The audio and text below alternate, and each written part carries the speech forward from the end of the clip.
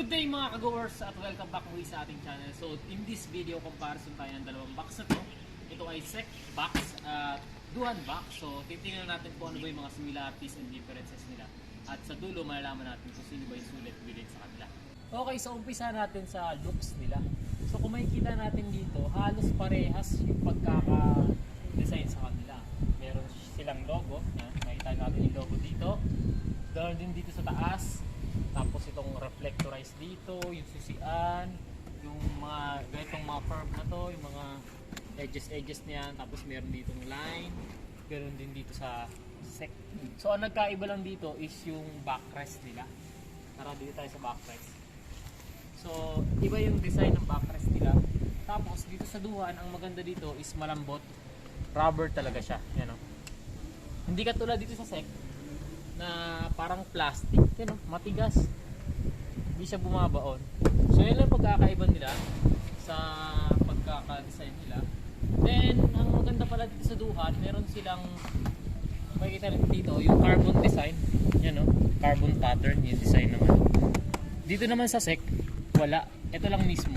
Tapos yung Duhan meron din ganitong finish. So yun, ang maganda sa Duhan is may carbon pattern design sila.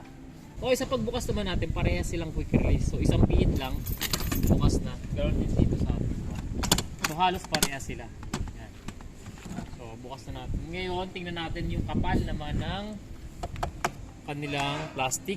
So, yan, halos same lang din, makikita natin dito. Halos same lang. Okay, so isa pala sa differences nila is ito, yung support kapag nagbubukas tayo.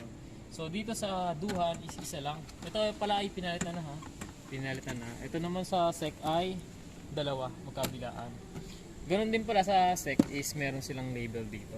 So nakalagay dito yung max load niya ay 4 kg, tapos quick release system, tapos yung capacity niya sa helmet, tapos 32 liters pala to. Yung capacity nitong dalawang to. Parehas pala sila 32 liters. Dito naman sa Duhan wala nakalagay ng label. Yan, para ma-check natin yung capacity niya, tingnan natin kung kasya ba dito yung full face helmet. So meron ako ditong full face helmet. Okay, so tingnan natin kung kasya ba. Okay, so dito sa SEC, kasya, pwede natin i-lock. Dito naman sa Duhan, ganun din, kasya naman, pwede rin natin i-lock. So same lang talaga na 32 liters. So halos talaga parehas lang sila. Wala silang pinagbago. Ngayon naman, papakita ko sa inyo kung paano natin tinatanggal yung box dun sa base plate nila. So, dito sa Duhan, nakikita nyo, ito, na kulay pula dito, is pipindutin din natin. Once na pinush natin, sabay itaas, sabay hatak.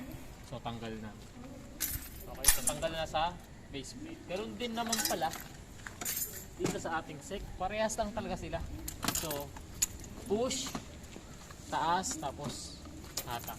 So same lang yung technology talaga nila. So halos parehas talaga. Meron kasing nagsabi sa akin, ito pala, meron nagsabi sa akin. Sabi nilhan ko nito na si Duhan daw ay ginaya lang daw kay SEC. So hindi natin alam kung totoo yun. So bahala na lang kayo mag-research din kung totoo yun.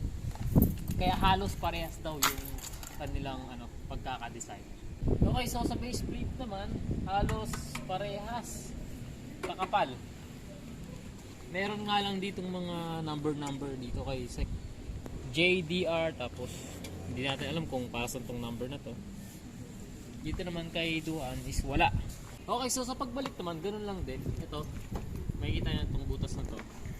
Tatapat lang siya natin dito. I-hook siya natin dito. Yan, ng ganito. Yan, papasok natin, tapos tulak. Sabay pindot para pumasok yung nandito sa ito, nabakal na to. Tulak, sabay pasok. Sabay na. Then, lock uli. Hindi na matatanggal.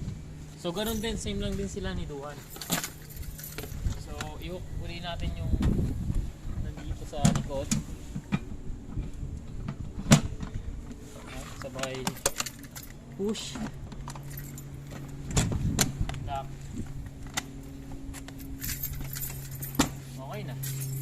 Okay, so sa last compare natin kung magkano ba or yung price itong bawat box na to. So sa akin, ito nabili ko dito lang sa shop dito malapit sa amin ng 2,000. At ito naman ay nabili ni Sir, malapit lang dito sa amin, ng 1,600 or 1,800 to. Okay, so meron 200 gap. Pero kung titingnan mo sa online shopping portals like Shopee, Lazada, so makakabili ka rin nito ng 1,800, 1,600. Ganoon din dito, 1,600, 1,800, 1,500. So, depende kasi sa shop. Pero sa tingin ko, mas mahal yung si Sek kumpara kay Duhan. Mas mura si Duhan. Kung sulit ang hanapin mo, or kung masulit yung hanapin mo, ito na kay Duhan. Pero kung yung quality siguro, medyo mataas lang naman, pero hindi naman masyado nagkakalayo. Dito ka na kay Sek kasi kilalang brand na talaga si Sek. Si Duhan ay medyo paangat pa lang ata. So, yun, hanggang dito na lang ating video. Kita-kits sa next video. Bye-bye!